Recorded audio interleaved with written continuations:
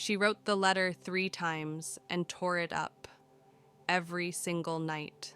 The paper never made it to morning. The first version was angry. The words pressed too hard against the page, heavy with everything she had held back for years. She didn't like how sharp it sounded, how much it revealed. She folded it once, then unfolded it, then ripped it cleanly in half. The second version was softer, careful, almost kind. That one scared her more. The third version was honest. That one never survived the night. She sat at the small wooden desk by the window, the lamp turned low, the world outside quiet and distant. The house was asleep, or pretending to be. The clock on the wall ticked steadily, unbothered by hesitation. She stared at the empty page again. Tonight, she told herself. Tonight, I'll finish it. The letter wasn't long, it never was. She didn't need many words to say what had waited this long. What made it difficult wasn't the writing. It was the sending. Once sent, the letter would exist somewhere else. It would leave her hands. It would become real in a way she could no longer control. So she kept it here. Safe. Unfinished. Unanswered. The house knew the routine. Every night around the same hour, the lamp would glow. The pen would move, the paper would fill. And then, always, the tearing sound. Soft, deliberate, final. The house did not judge, it listened. Houses are good at that. They hear conversations that never finish. They absorb footsteps that hesitate in doorways. They collect the quiet weight of things not done. This house had been listening for a long time. She began the letter again. I don't know if you'll ever read this, she wrote. The sentence felt too uncertain. She crossed it out. You probably won't read this. Worse. She sighed and leaned back in the chair, rubbing her eyes. Outside, a single streetlight flickered, bathing the room in soft amber. Night made everything feel more important than it was, or maybe more honest. The letter was meant for someone she hadn't spoken to in years, not because of a fight, not because of betrayal, just distance. The kind that grows quietly between people who keep assuming there will be more time later. The kind that convinces you silence is temporary, until it becomes permanent. She had practiced explanations for years. Life got busy. I didn't know what to say. I thought you were better without me. None of them felt true enough to write. She lowered the pen and listened. The house creaked gently, settling into the night. Somewhere in the walls, something shifted. Wood adjusting. Or perhaps memory. She had lived here long enough to recognize the sounds. The house always made noise when she sat with the letter too long.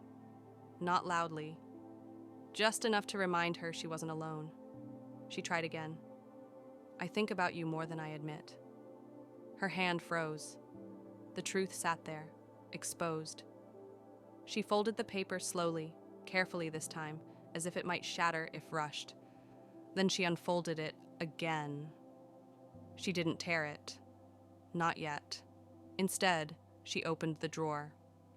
Inside were the remains of previous nights, thin strips of paper, folded into uneven shapes, each carrying fragments of sentences that never reached their destination. She placed the new page on top.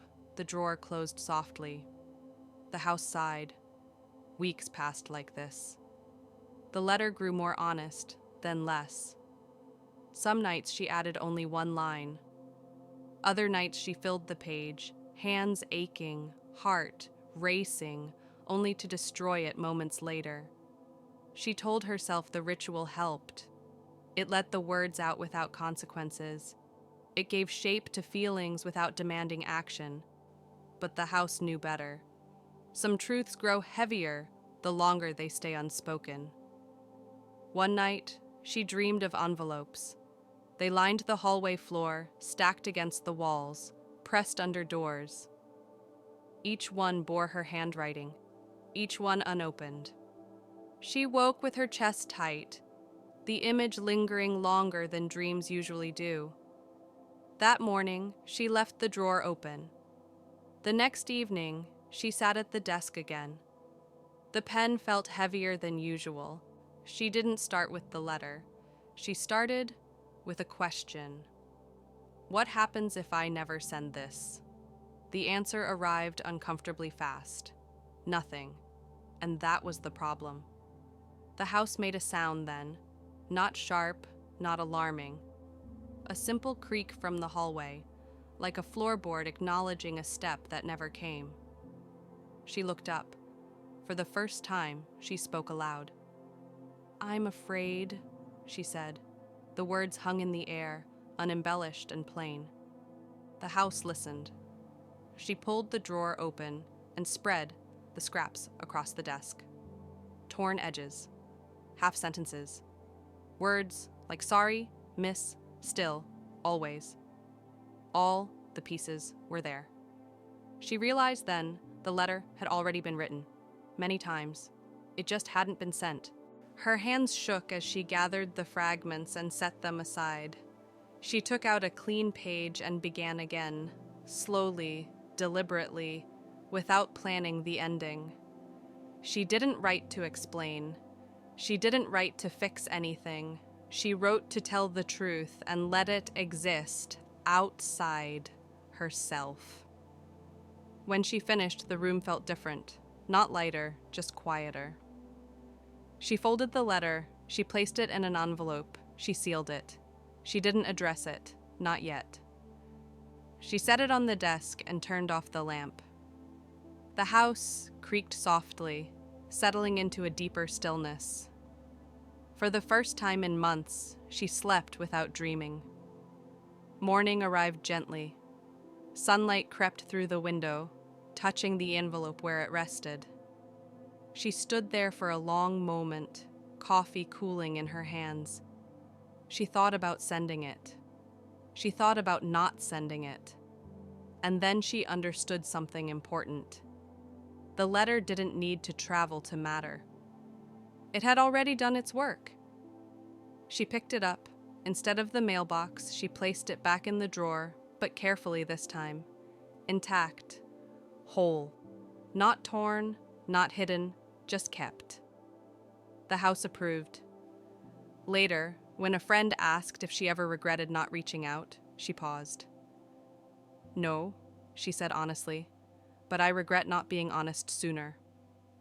Some truths aren't meant to arrive. They're meant to be released. That night, she sat at the desk again. This time there was no letter, just silence. And for once, it felt complete.